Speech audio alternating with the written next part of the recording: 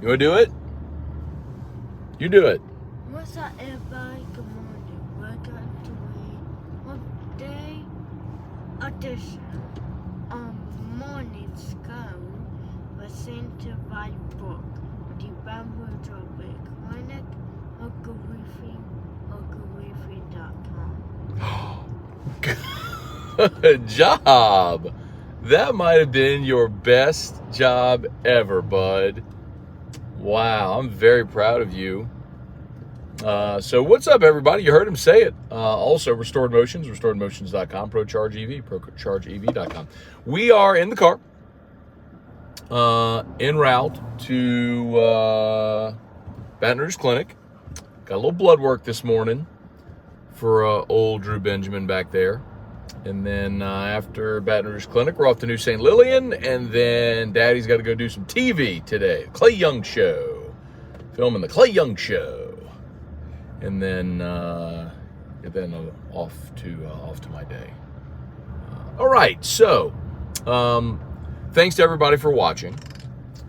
Would highly recommend, if you're just jumping aboard and didn't see the very intro of the show today, go back and watch it, because young Drew Benjamin did our intro today, and he nailed it, if I do say so myself. Okay, y'all, as is customary here, when I'm doing an in-transit edition, I'll only look down at the phone whenever we come to a red light or a stop sign, so I can say some good mornings here. So I'm going to try to do my best to engage, but I think we all understand that that's not always possible in these. So like right now, I'm stopped. Wendell Norman, what's going on? It's Poppy, Dalton Barnett, Randall Alfrecht, Cajun Country, good morning. Brad David, what's going on? Hey, Drew, Cajun Country said, who is your favorite Sesame Street character? Bert and Ernie. Bert and Ernie. I did not know what he was going to say. I don't know that he has. I think he loves Elmo, too. Hey, do you love Elmo? Yes. Do you love Cookie Monster? Yes. Do you love Abby? Yes. Do you love Bert and Ernie? Good question. Hey, do you love Grover? Yes. Yes. So he apparently loves them all. Drew's a very loving little boy. Okay, so LSU Baseball wins last night. They take care of business against Nichols. Those Colonels came through. Twommy Tanks just destroying baseballs again last night. Couple of homers that puts him at double digit for the season. First LSU Tiger to get to double digit homers. Bear Jones crushed a homer as well.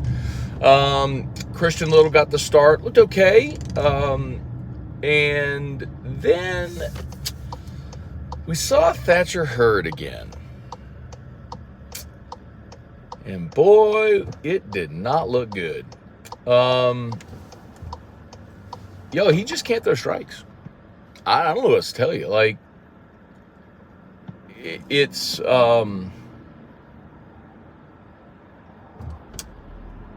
it is disappointing.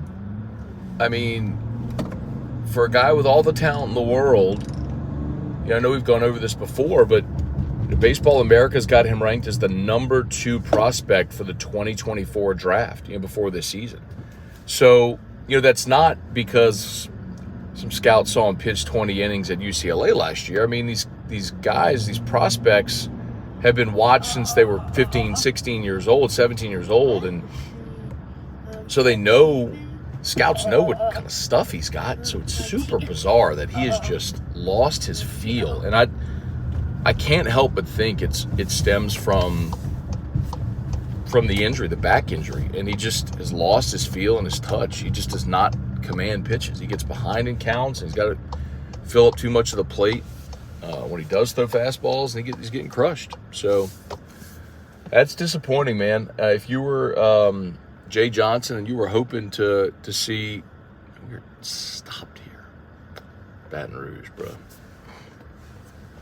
You were hoping to see Thatcher Hurd kind of get back on track.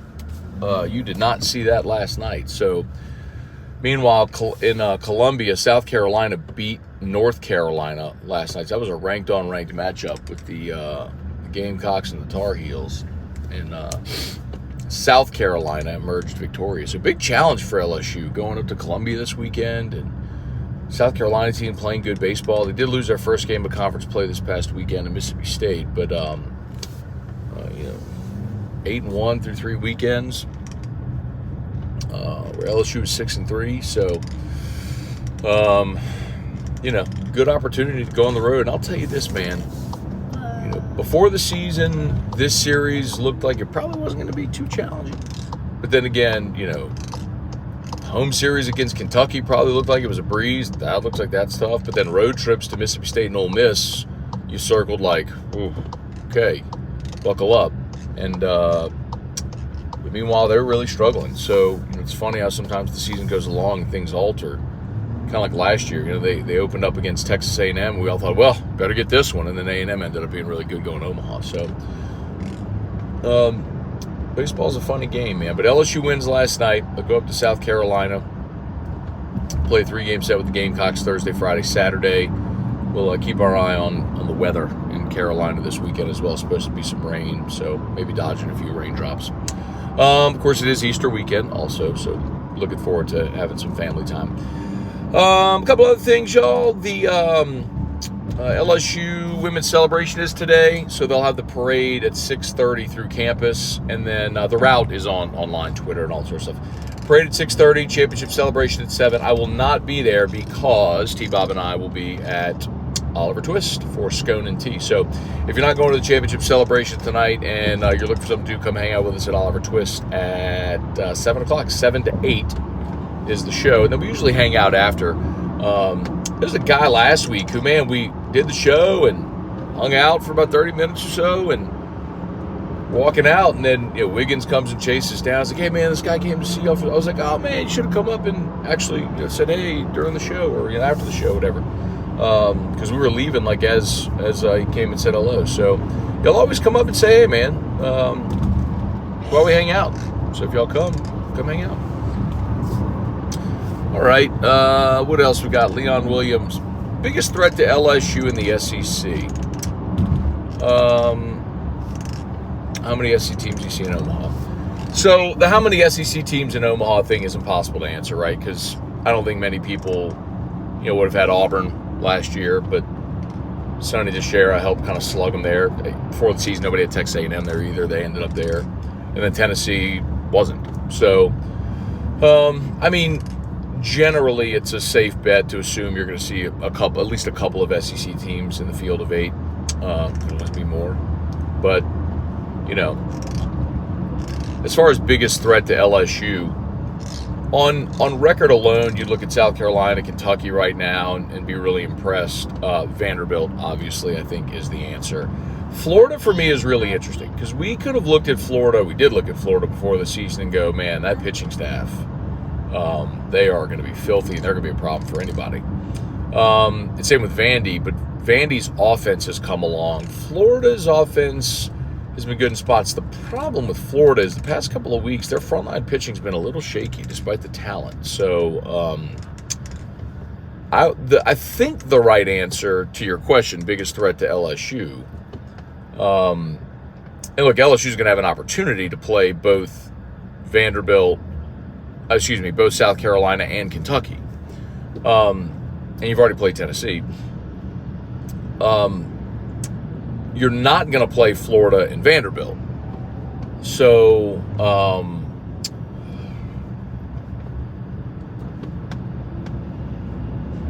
this town. Well, yo, what are we going to do? Real quick, I'm sorry. Let me deviate for a second. Yo, what in the world are we going to do when they shut down I-10 to one lane for like 2 years? This city is going to be impassable. Like, how is anybody going to get around this city? Directions to anywhere in this town begin with, get on I-10. Yo, look at freaking the Segan Lane exit. I don't know if y'all can see it, but like, look how backed up Segan Lane is. I mean, what in the world? It's Segan Lane. Like, why is that always like that at Segan Lane? Anyway. Like, what are we going to do? Like, we're going to the Baton Rouge Clinic, and Waze said, get off at Bluebonnet and cut through Anselmo. because a major thoroughfare like Essen is backed up right now. Nobody can turn off the interstate onto Essen. Ever. Ugh. Take me back to Napa. Please. Oh, man. Love my home, but damn, man, this infrastructure kills me. I know it does all y'all too, and I'm just complaining. Oh, by the way, today, April 5th, very special day. Today is the day that Mama Scone came into the world. Yep, it's my mom's birthday, April 5th, 1926. Not really. But she getting old though, bro. Mama Scone getting old. 1957, I believe Mama Scone was born. 57.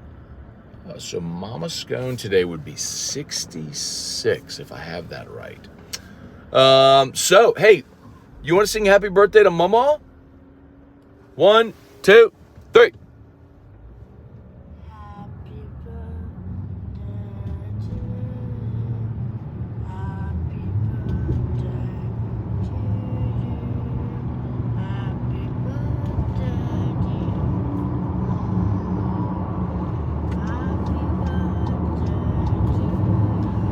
Yay! Good job, Drew. It is Mama Scone's birthday. So she's probably not watching right now, but my dad might be watching. And if he is, maybe he can relay this to her, or I'll send her the video later. Okay, we're coming up to a red light, so I'll be able to say some what's up. Y'all please smash that like button if you would. Appreciate y'all as always for being here. Rob Raymond, good morning from Australia. What time is it in Australia? Other side of the world. Guy Brooks, Cody Kebido. Hey, Dad. Well, Dad was right on time there to hear Mama Scone's happy birthday. Ransom Antoine, Reed Rule, AFR from the Scone house for next 2 years. Cliff Nelson, good morning. How much pressure is Brian Kelly of Jay Johnson? I guess you're going to say wins the championship after Mulkey did. Sorry, I had to get driving. Oh, red light again. Shocker. Look, man.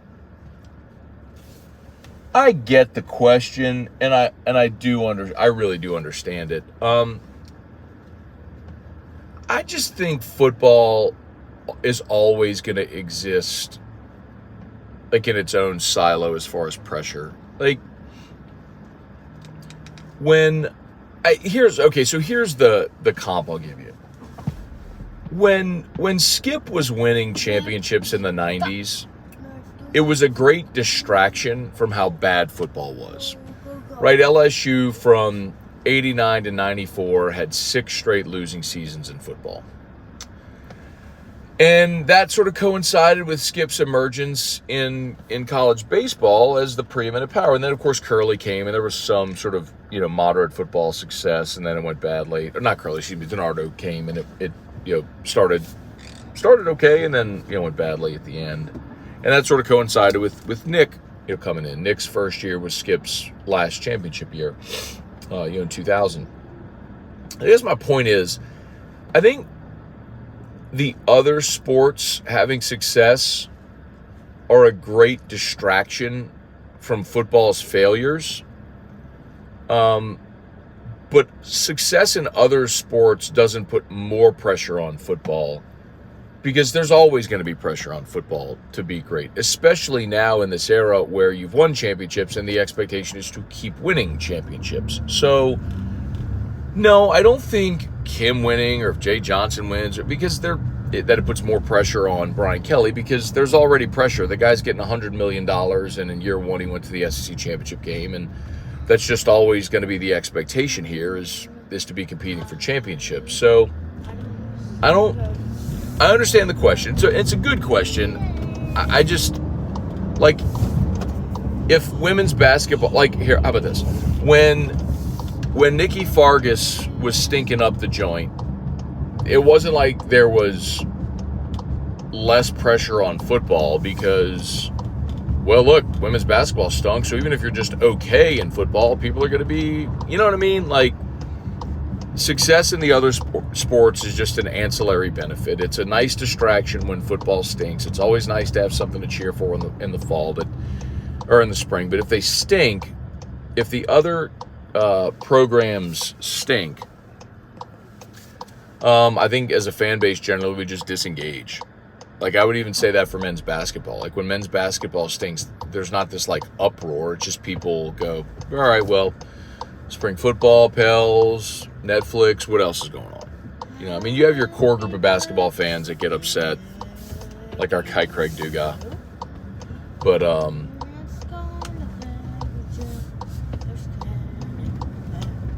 don't know. Long way of answering your question, Cliff, but and I get it because you have a bunch of second-year coaches, so a lot of people are going to be looking and say, hey, what are you doing year two? And I think it would be a real cool coincidence if they all have immense success. Like, obviously, it'd be great if go ahead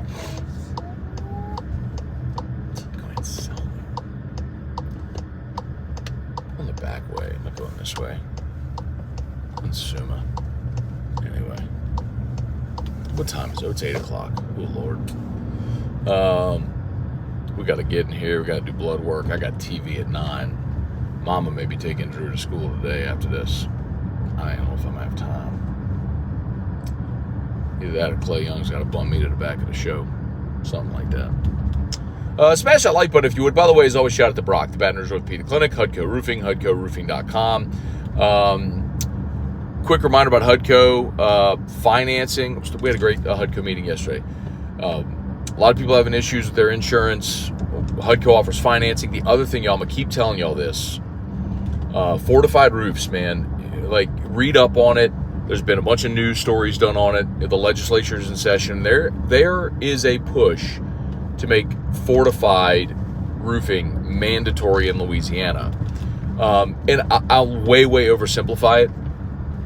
Fortified roof is essentially a roof installation method that is going to, it's a few extra steps that will reduce the likelihood of water damage from roof issues. So basically, you can still have wind damage, could still blow off shingles, stuff like that, but if that happens, if your roof is fortified, it's going to reduce the likelihood of water damage in your house. And that's the important thing, because an insurance company starts paying damages. It's one thing to have to replace a roof, but then if you get water in your house, then you're replacing everything else in your house, sheetrock and furniture, and that's how things start to add up, and that's how insurance rates go way up. So anyway, the great thing also about fortified roofs, y'all, is that fortified roofs, if you have a fortified roof, it can lower your insurance premiums by as much as 52%, depending on your insurance carrier. So anyway, ask about fortified roofs. Hudco Roofing. Hudco is...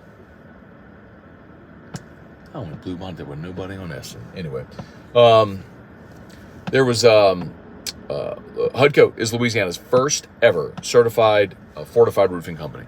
So Louisiana-based certified fortified roofing company. So anyway, and ProCharge, we're giving away 3 EV chargers this month over at ProCharge. So go to ProChargeEV.com. You'll see the charger giveaway at the top of the screen. ProChargeEV.com. 3 commercial businesses or commercial buildings will win a free EV charger this month.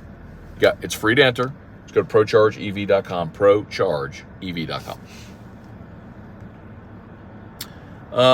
Let's see. Larry Gardner, Jason H., Dalton Barnett. How'd you get your start in radio or covering sports in general? Oh, wow. You want that one? You want the origin story, huh? Always knew I wanted to do media. Thought I would do TV. While I was a student at LSU, I wanted experience. So I just sort of cold called a lot of different media outlets. I used to fill out box scores on Friday nights for The Advocate. This is going way back, but before everything was online. Like, The Advocate on Friday nights would have lackeys like me sit in the newsroom and answer the phone because coaches or whoever would call, and they'd call with the box score. So like when you would open up the paper, like the physical paper, and you on a Saturday morning you'd see all the high school scores, well, you would see box scores. Well, all of that had to be like manually recorded and entered. So I did that. Anyway, so ended up getting connected with Rebecca Breeding, who was the GM of Citadel Broadcasting at the time, which is now Cumulus. Cumulus bought Citadel. Went and met with her. She talked with me, and she hired me as a part-time promotions intern. She's basically like, look, we're not really hiring anybody, but find something for you to do, because I believe as a manager, you find a way to keep good people. So I've always remembered that. That was May of 2003. So in May is my 20-year radio anniversary. And I started just by doing every terrible job that nobody wanted to do. Cleaning out the prize closet, gassing up the vans, changing light bulbs, all that stuff. And then I was just a sponge when I was in the building. Even when I wasn't on the clock, I would just stay in the building and I would ask people who were on air. I would just go, like, can I just watch? Like, can I just watch and learn? And a lot of people were super receptive to that, and they appreciated my eagerness. And so not long after I was hired, the news talk station WIBR hired Ed Buggs, who had been living in Maryland at the time, in D.C. area, and hired Ed to come back home and do the morning show, and they hired me to be his producer. So I produced Ed's show for 4 years. And that's always what I thought I would do. I always thought I would do news. But then I just hated news. I hated it. Hated politics. Hated how much everybody was always bitter and angry at each other all the time. Never really seemed to get anything done. So was not intending to do sports. But 2007, Matt Kennedy called me. He was program director at JBO and at the Score 1210. They needed a part-time midday producer 2 days a week on Buddy Sanji's show, Tuesdays and Thursdays. He knew of me, and so he's like, do you want to do, I needed something to do, so I was like, sure, I'll do that. I'll figure out what's next. Did that through the summer, and then football season was about to start, and they kind of had a weird gap in program because they hired Condon to do 4 to 6 p.m. So Buddy was on noon to 3, and then they hired Condon to do 4 to 6, and so they had this gap, this 1 hour gap from 3 to 4. So they asked me and Josh Innes if we wanted to do a radio show. So we did a show called The Fastest Hour, and that was 2007. And LSU won the national championship in football that year, and that was really fun. And I never left sports. And then a couple of years later, after doing that show, Gordy approached me and said they were launching an ESPN station and asked me if I wanted to be the afternoon drive guy, and I was like, yeah, that sounds good. I'll do that. So did that. And I've been doing that now for 13 years. And now you know the rest of the story.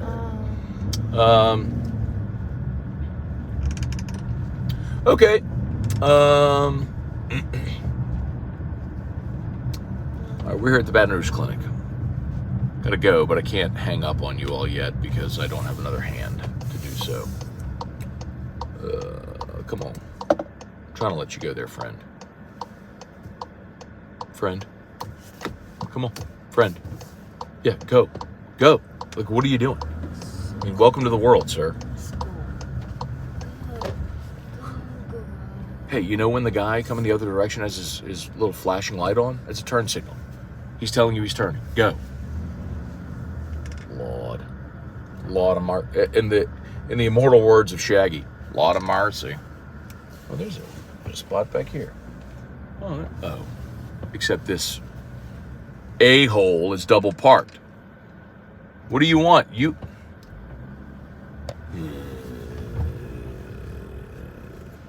Every human is trying to piss me off today. I gotta go. Y'all have a great day. Peace.